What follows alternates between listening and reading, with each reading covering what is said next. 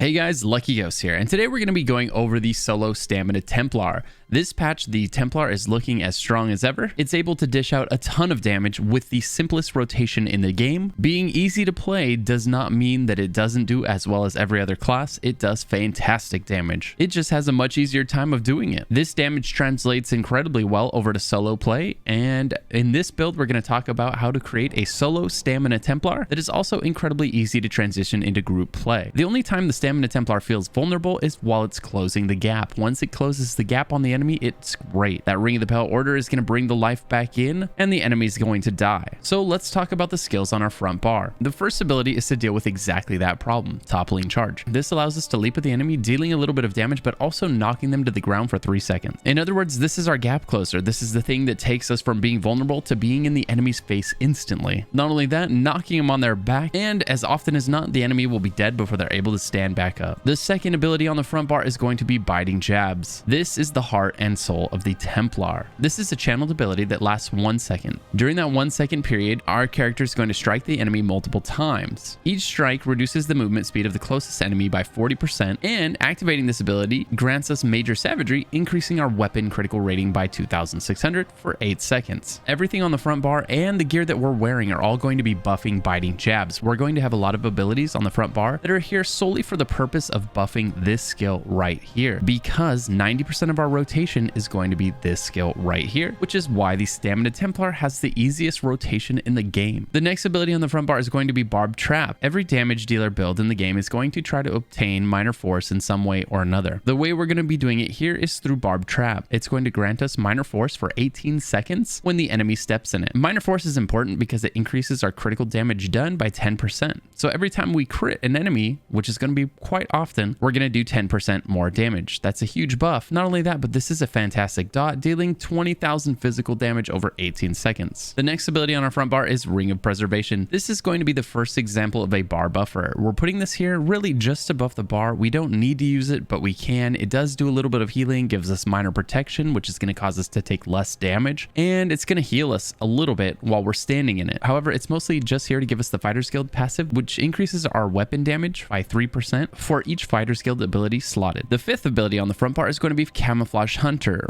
one of the strongest bar buffers in the game. While slotted, this is going to give us major savagery on this bar anytime it's active. It's also going to give us minor berserk anytime we're flanking an enemy, which increases our damage done by 5%. This is primarily here for the 3% weapon damage we get from the Fighter's Guild passive, but these two passives, major savagery and minor berserk, are also nice to have. And as for our ultimate, we're going to be using Flawless Dawnbreaker. Flawless Dawnbreaker is great because A, it's a Fighter's Guild ability, which means it's going to again buff the bar by 3%, and it's going to do great damage when we activate it, and it's going to increase our weapon damage by 300 for 20 seconds after activating it, which means it's going to be doing what? It's going to be buffing our jabs even more, just like all of these abilities on the front bar. The only ability on our front bar that's not buffing our jabs is our toppling charge, and once again, that's just to be a gap closer. You can replace this if you're in group content. You don't need toppling charge, and when you're in group content, you can just replace toppling charge with any Fighter's Guild ability that's not already on the bar, such as Silverleash. All right, as for the first ability on the back bar, we're going to use Endless Hail. Endless Hail pairs very well with the Maelstrom bow, and it lasts for a long time, which is going to allow us to spend more time jabbing. We like long dots on this build because the longer our dots, the less often we have to reactivate them, which means the more time we get to spend jabbing. The next ability on the back bar is going to be Razor Caltrops. We're using this primarily because it's going to inflict the enemy with major breach, causing them to lose 6,000 of their resistances, which is going to allow us to do quite a bit more damage to them. It's also going to do a bit of damage over time and slow the enemy's movement speed by 50%, which is going to make kiting them in a small circle a lot easier, which is going to make it a lot easier to survive in a pinch. The third ability on the back bar is going to be Resolving Vigor. This is the staple for stamina heals. This ability almost heals us for 4,000 per second while unbuffed, which means if you activate this, it's very, very hard to die for the next 4 seconds. It's your get out of jail free card.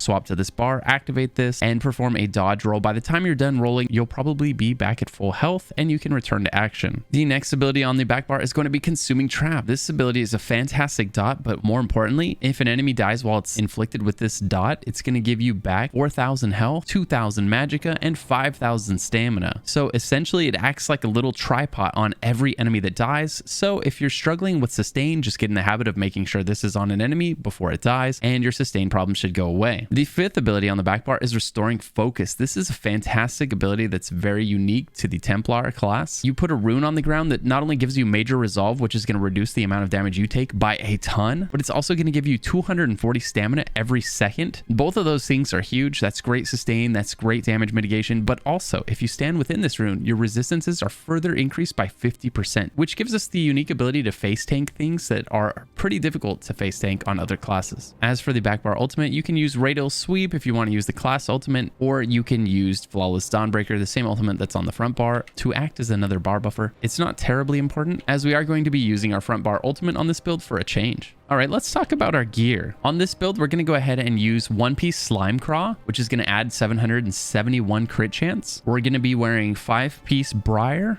or Relican on the body. And then most importantly, we're going to be wearing 5-piece Deadly on the jewelry and front bar weapons, and 1 piece of the Deadly on the shoulder if you're wearing the Ring of the Pale Order on one of the rings. And while you're soloing, I highly recommend the Ring of the Pale Order. It's a lot of fun to use. It's incredibly powerful, but it is not required. So if you don't have access to it or you don't have it yet, don't worry about it. Just use a complete monster set. Slime Craws is fine. Selene's is okay. Or you could go with 2 1 pieces like Slime Craw and Grundwolf to take the 2 different 1 piece set bonuses. As for the back bar, we're going to go ahead and use the Maelstrom Bow to take advantage of the Long Dot and the Endless Hail. I will put a link in the description to the written guide so that you can get all of the traits and enchants for every single piece of gear.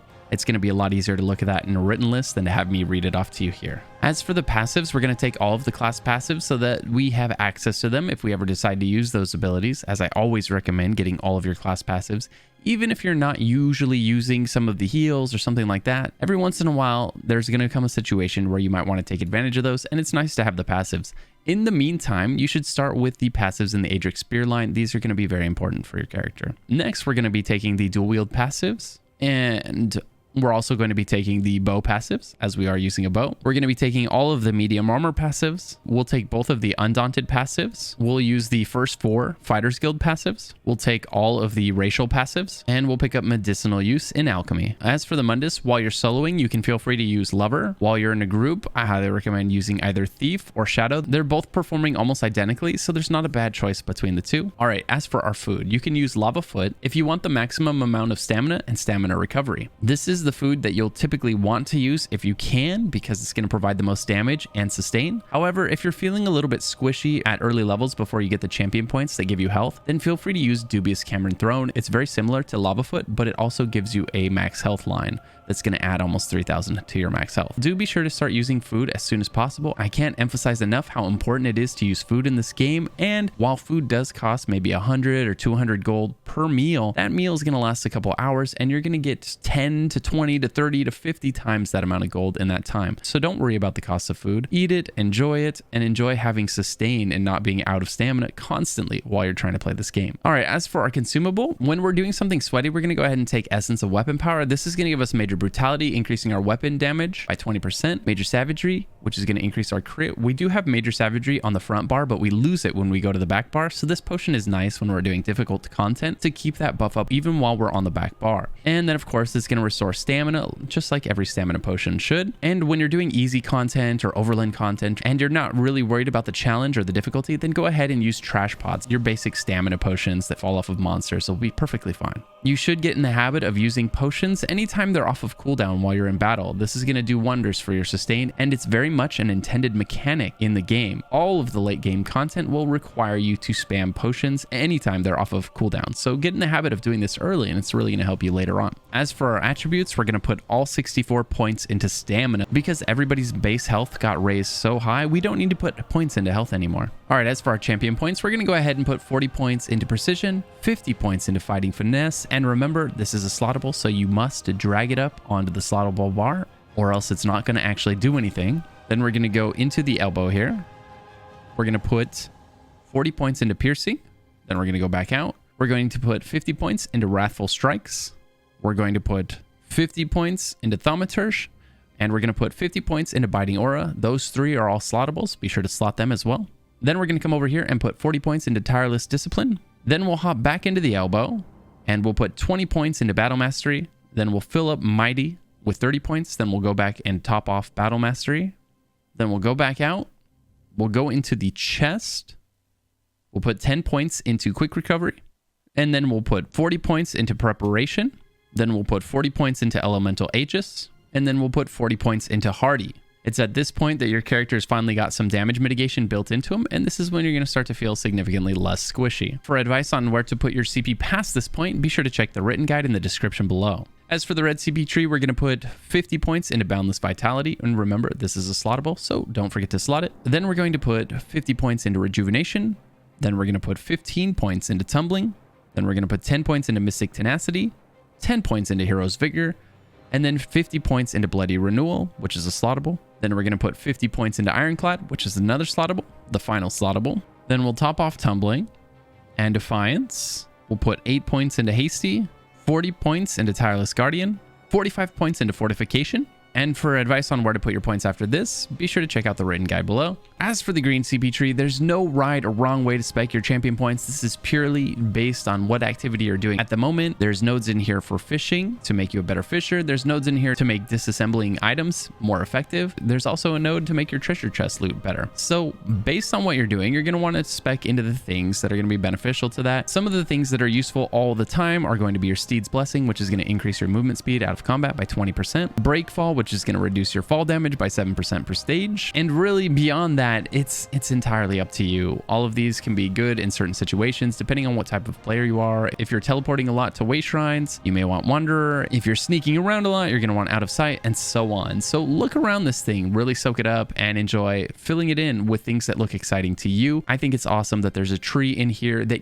isn't really meant to be min-maxed and shouldn't be min-maxed. It should be spec'd into what is fun, and they've done a good job of keeping power out of this tree so that no matter what you pick, it's not going to be the wrong choice. So don't stress. Have fun with this one. All right, guys, and that's it. That concludes the solo stamina Templar. If you found this build helpful or useful, be sure to like and subscribe. And don't forget, there's a written guide in the description below. If you feel like you missed anything, any information you need, it's very neatly presented there so that you can refer back to it anytime in the future. I'm Lucky Ghost. If you ever want to hang out with someone else who loves ESO, be sure to swing by my stream. I'll put that link in the description as well. If you have any questions, don't hesitate to ask. I try to answer every question in the comments down below, and I'll see you in the next video.